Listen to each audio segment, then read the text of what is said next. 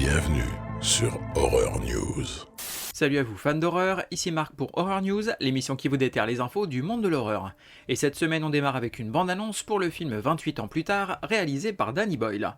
On y verra un jeune garçon partir d'un refuge pour un périple en quête d'un médecin pour sa mère. Sortie prévue le 18 juin 2025 au cinéma. Le réalisateur français Sébastien Vanitschek, notamment connu pour Vermine, a posté sur ses réseaux sociaux la couverture du scénario du prochain film Evil Dead qu'il va réaliser. Et donc le titre sera Evil Dead Burn. Le scénario sera donc signé par Florent Bernard, son acolyte du film Vermine justement, et lui-même. Et donc tout ça c'est prévu pour une sortie en 2026. Une bande-annonce pour le film intitulé The Gorge, avec les acteurs Miles Teller, notamment vu dans War Dogs, Anya Taylor-Joy, notamment vu dans Le Menu, et Sigourney Weaver, est-il encore besoin de la présenter, qu'on a notamment vu dans Alien. On y suivra deux soldats surveillant chacun le côté d'un gouffre qui pourrait bien renfermer une menace démoniaque. Sortie prévue le 14 février 2025 sur Apple TV+.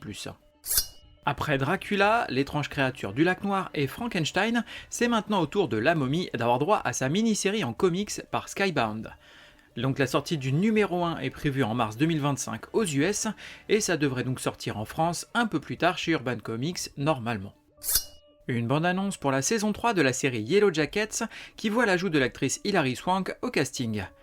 On y suit la survie d'une équipe d'adolescentes de football féminine après un crash en pleine nature hostile, et en parallèle, on suit leur vie des années plus tard, donc après cet incident. Sortie prévue dès le 14 février aux US sur Paramount+. On a quelques films de notre genre favori qui sont nominés aux Golden Globes. Alors on a notamment The Substance qui a reçu 5 nominations, dont celle de meilleur film, de meilleure actrice pour Demi Moore qui le mérite vraiment, meilleur réalisateur également, donc là ce serait pour Coralie Farja en l'occurrence, et on a aussi les films Alien Romulus et Beetlejuice qui sont nominés dans d'autres catégories. Le prochain film de la franchise Destination Finale, intitulé Destination Finale Bloodlines, se date pour une sortie le 14 mai au cinéma. Le dernier film en date remonte à 2011, donc ça date pas d'hier, et c'était le 5e épisode de la saga. D'ailleurs je suis curieux, je sais pas si vous avez vu un petit peu tous ces films Destination Finale, mais si vous avez une mort qui vous a plus marqué que les autres, n'hésitez pas à me le dire en commentaire. Pour ma part, je pense que celle qui m'a le plus marqué, c'est celle qui se passe dans la salle de gym, dans le numéro 5 de mémoire. Le jeu vidéo intitulé Face the Unholy Trinity devrait avoir droit à son adaptation filmique. Alors dans le jeu, on incarnait un prêtre aux prises avec une secte satanique, cherchant à relâcher le mal ultime, et tout ça, ça se déroulait dans les années 80. Une bande-annonce pour la saison 2 de la série d'animation intitulée Castlevania Nocturne, suivant les aventures de Richter Belmont et de sa bande de chasseurs de vampires. Sortie prévue le 16 janvier sur Netflix. Le réalisateur Ty West, notamment connu pour la trilogie X, Pearl et Maxine, revient à la réalisation, mais pour une série Amazon qui sera intitulée Bloodlust. La série sera scénarisée par la chanteuse et actrice Halsey, et on sait seulement qu'il s'agirait d'une comédie noire.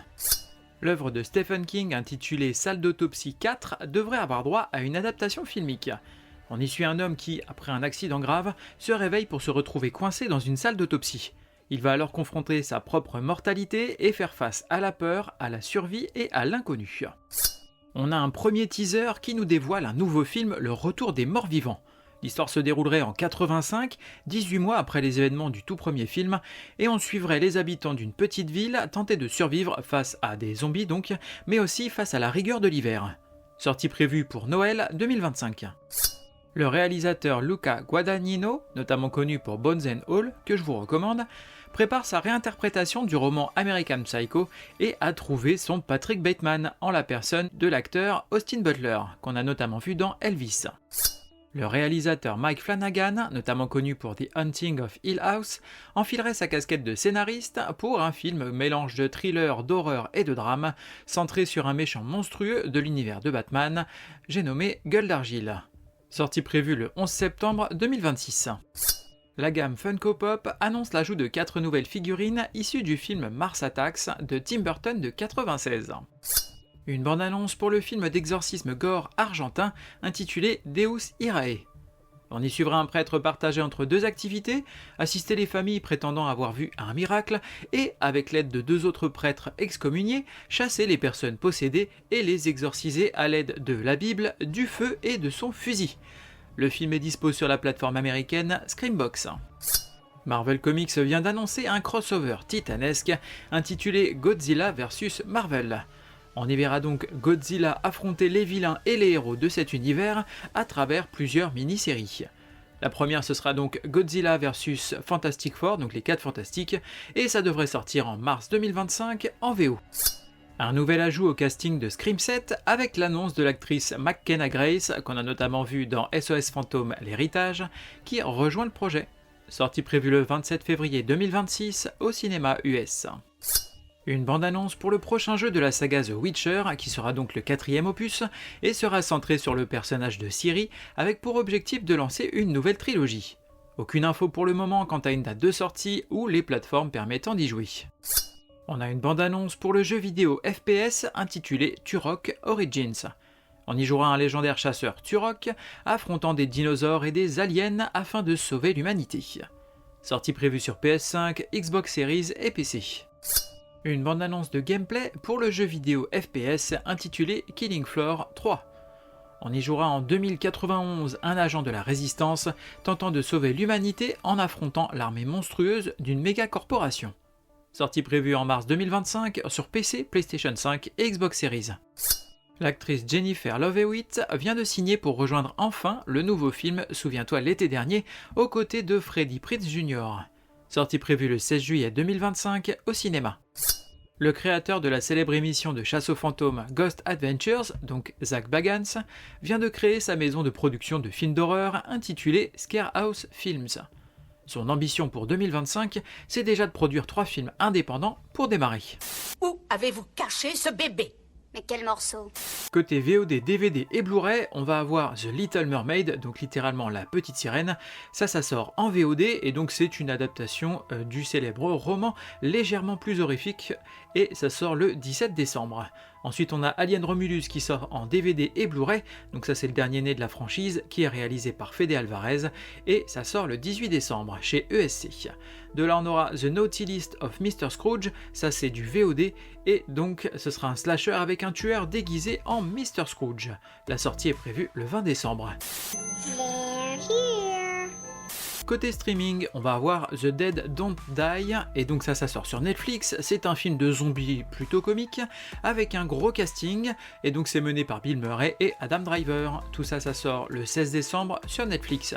Ensuite on a Dear Santa sur Paramount+, donc là c'est une comédie de Noël dans laquelle un jeune garçon dyslexique se trompe de nom et envoie sa lettre à Satan plutôt qu'au Père Noël. Sortie prévue le 18 décembre. Ensuite on a Gonjiam Haunted Asylum sur Shadows, donc ça c'est du found footage, il paraît que c'est très bien, je l'ai pas encore vu mais je compte bien le regarder, et ça sort le 20 décembre. Ensuite on a Beauty Water sur Shadows, donc ça c'est un film d'animation horrifique coréen, et ça sort le 20 décembre. Et ensuite on a Scooby, donc ça c'est un film d'animation, c'est sur Netflix, et c'est sur la jeunesse de Scooby et de son fameux gang, et ça sort le 21 décembre. Tueur de vampires, les vampires nous appellent. Côté jeux vidéo, on va avoir Alien Rogue Incursion, donc ça c'est de la VR, et ça sort donc sur MetaQuest 3, PSVR 2 et PC, et l'idée c'est juste de dézinguer du xénomorphe mais en VR, et ça sort le 19 décembre. Ensuite on a Christmas Mutilator, déjà rien qu'avec un nom comme ça j'achète, et ça sort sur PC, c'est un jeu d'horreur psychologique, et ça sort le 20 décembre. Merci à vous d'avoir suivi cette émission, je vous invite comme d'habitude à me suivre sur les différents réseaux sociaux, que ce soit Instagram, Facebook, en ce moment d'ailleurs sur Instagram vous avez un concours pour gagner des lots à l'occasion des fêtes de Noël. Je suis également présent sur TikTok et YouTube, donc n'hésitez pas à aller y faire un tour, à mettre un pouce en l'air et surtout à partager le podcast autour de vous. Il ne me reste plus qu'à vous souhaiter bonne semaine et bon frisson.